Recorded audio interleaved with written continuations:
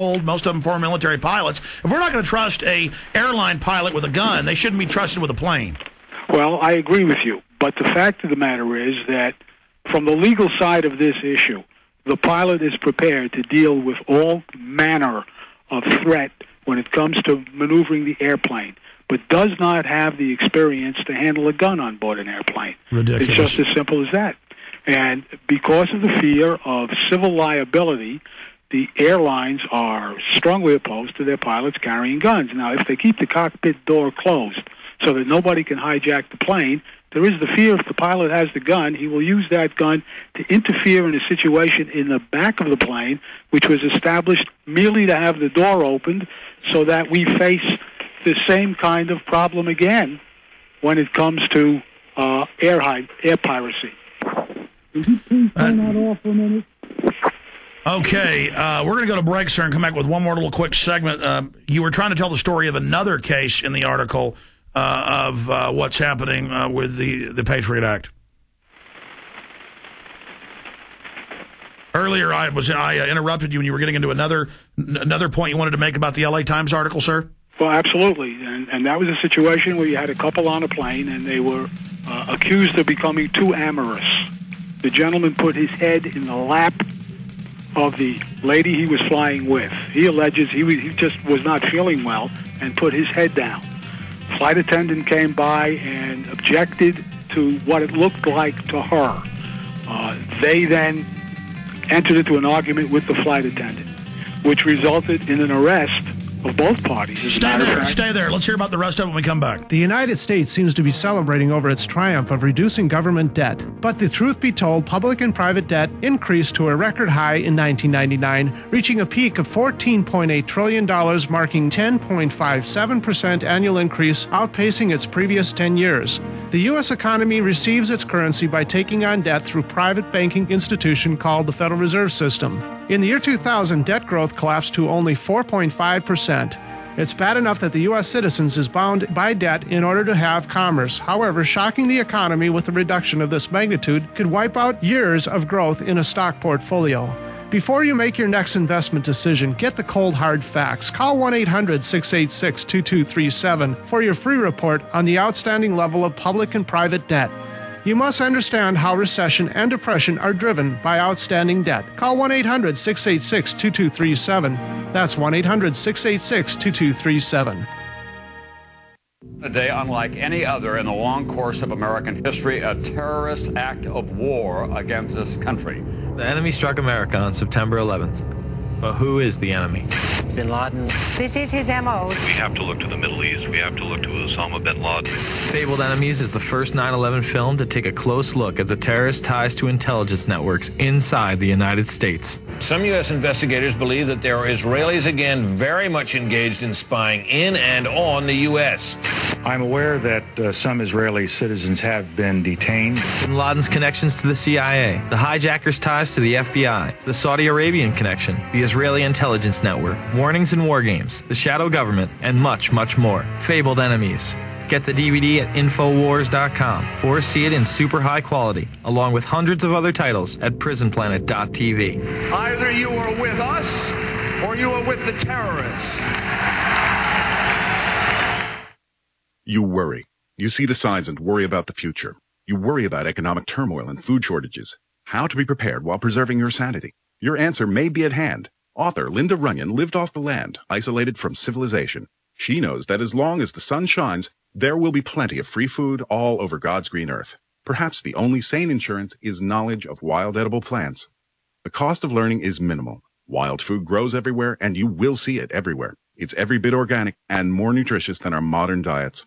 Well respected in her field, Linda's approach to teaching this subject includes books, flashcards, and video, with an emphasis on health, safety, practicality, and joy. Learn how to identify it, where and when to find it, how to prepare, use, and store it. Go to Linda's website, ofthefield.com, and take advantage of special offers. Or if you're not online, call her 24-hour toll-free order line at 888-51-EAT-FREE. That number again, 888-51-EAT-FREE.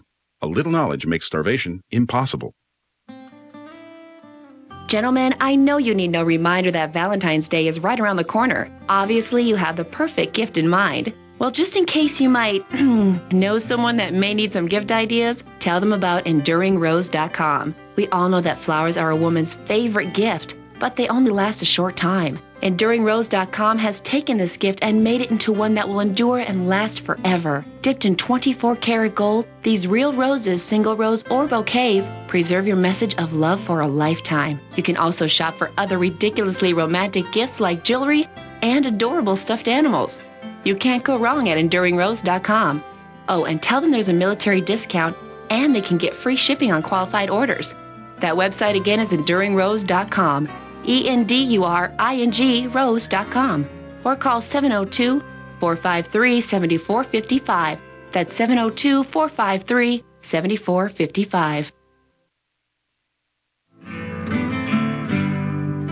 All right, we've got 5 minutes left with Mr. Slepian, so we're going to go right back to him, security consultant. And Mr. Slepian, we've got up on screen the name of your firm. Do you think it's good to give out your website? Sorry, I didn't hear that. Tell us your website address, sir. Tell the listeners. www.frac.com. That's frac.com for Foreseeable Risk Analysis Center. Yeah, we've got that up on screen right now, a shot of your website. Okay, finish the story. So he's got his head in the woman's lap, and what happens next? And the woman is smiling, and the flight attendant made an assumption as to what was going on between the two passengers. Instructed the gentleman to sit up, and then they engaged in an argument as to what was going on, and the flight attendant became more incensed and more offended, and when the plane landed, they were arrested for lewd and lascivious conduct on board an airplane. Now, how does that get into the Patriot Act? Well, under the law, it says anything that interferes with the performance of the crew member's duties can be charged as interference with flight crew members or flight attendants under 49 U.S. Code. So it's taken out of context, and the argument is made, and somebody wanted to go along and prosecute that case. In fact, one of them had the charges dropped. The other one, who had never been arrested before, received a 30-day suspended sentence, but now has a sentence. The whole thing just taken out of context. I've seen so many cases of the Patriot Act being used by states in non-terror-related cases. And I believe from memory, but correct me if I'm wrong, I know you've scanned a lot of the cases as a lawyer that works on this. Are police now not trying to, not just on aircraft, but claim you interfere with the police duties? And are they trying to use terrorism charges there as well? Absolutely. It is covered by the Patriot Act. Interference with a police officer. Interference with a bus driver, because it covers all transportation, for instance. So when you are interfering nowadays with an individual who is performing a public function, you run the risk of being brought up on charges related to the Patriot Act.